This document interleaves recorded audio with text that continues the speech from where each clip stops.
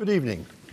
Let me deal first with the suggestion that the Elgin marbles were stolen or that they in some way arrived in this country illegitimately. The suggestion is not tenable either in law or on the facts. At the time when the Elgin marbles were removed from the Parthenon, Greece was a geographical expression and an ethnic group, but it had no institutional existence. No Greek state had existed since the extinction of the Byzantine Empire in the middle of the 15th century. As a matter of law, international law, the Ottoman Porte was the lawful government of a vast area of the Middle East and southeastern Europe and was recognized as such by the entire community of nations.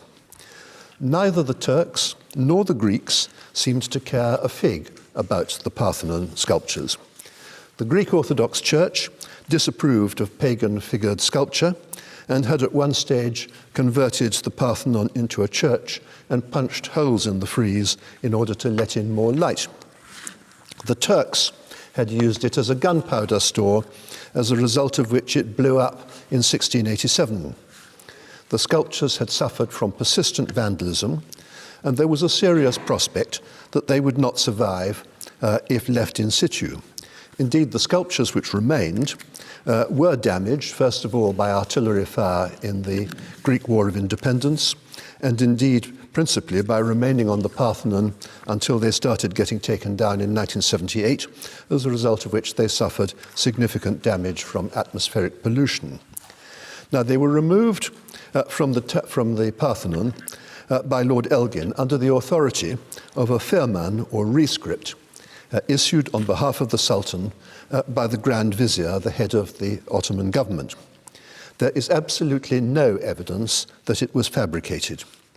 Lord Elgin's workmen, several hundred of them, erected scaffolding and cranes and took down the sculptures over a period of 2 years, between 1802 and 1804, in broad daylight, under the noses of Ottoman officials in what was then an Ottoman administrative center and garrisoned fort, without a peep of protest. The sculptures were ultimately exported to England under 2 export licenses issued by the Ottoman government in 1810 and 1811, whose authenticity has never been disputed. Now, if the meaning of the original firman is debatable, which I accept, these licenses are as clear as they could possibly be. They recited that since only Europeans seemed to be interested in these sculptures, there was no harm in their being exported to England. They have been in the British Museum since 1816, which is longer than the Greek state has existed. Now, these facts no doubt explain why the government of Greece did not claim their return formally until 1983.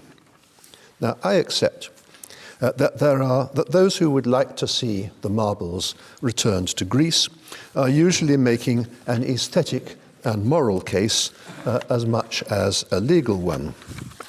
But how much substance does that case really have? The aesthetic case is that because some 40% of the Parthenon frieze, which Lord Elgin did not take, is now in the Athens Museum, the whole frieze should be seen there. I would accept that there might be some force in that if it were proposed to reinstate the Parthenon frieze on the ruins of the Parthenon. But nobody is suggesting that for obvious conservation reasons. The choice is between the sculptures either being divided between a museum in London and a museum in Athens, or being in a museum in Athens, all of them. Now, works of art have always, in history, moved around the world as a result of gifts, trade, war, archaeological digs, and so on. As a result, the separation of associated groups of artifacts is not at all unusual, as witness, for example, the distribution of Egyptian artifacts from the same sites across the whole of the globe. The world has culturally and educationally greatly been enriched by this process. Divided between two centres, the Parthenon sculptures have a far greater educational and moral impact than they would have if they were all in one museum in Athens. Now that brings me to what I would suggest is the most important consideration of all.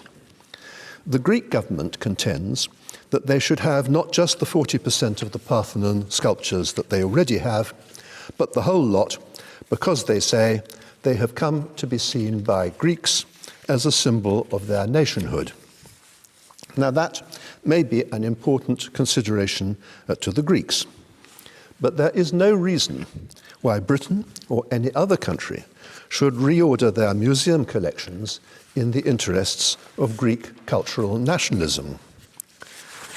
The real issue, I would suggest, is between national claims to a prior right to cultural objects originating in their territory and the idea of a universal human civilization. The restitutionists have what I would suggest is a remarkably narrow view of the cultural significance of these sculptures. They are not just a totem of modern nationalism, whether British or Greek. They are great monuments of the human spirit. They are part of the global heritage of humanity as a whole, and not just of that part of humanity that happens to live in Greece. The British Museum is a universal museum. It is an integrated collection of the finest creations to survive from the ancient world: Greek, Roman, Mesopotamian, Egyptian, Indian, Chinese.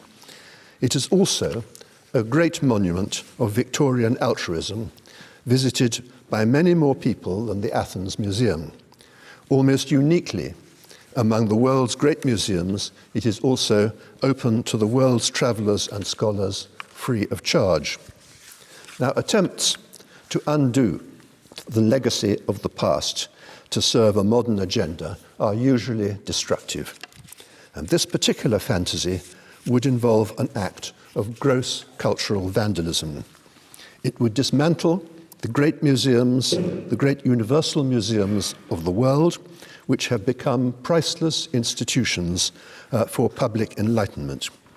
In the case of the British Museum, the principle which is said to require the return of the Elgin marbles would apply not just to them, but to the frieze of the Temple of Bassae, to the Gates of Nineveh, to the wonderful Assyrian reliefs, to the tremendous Egyptian collections, and much else besides.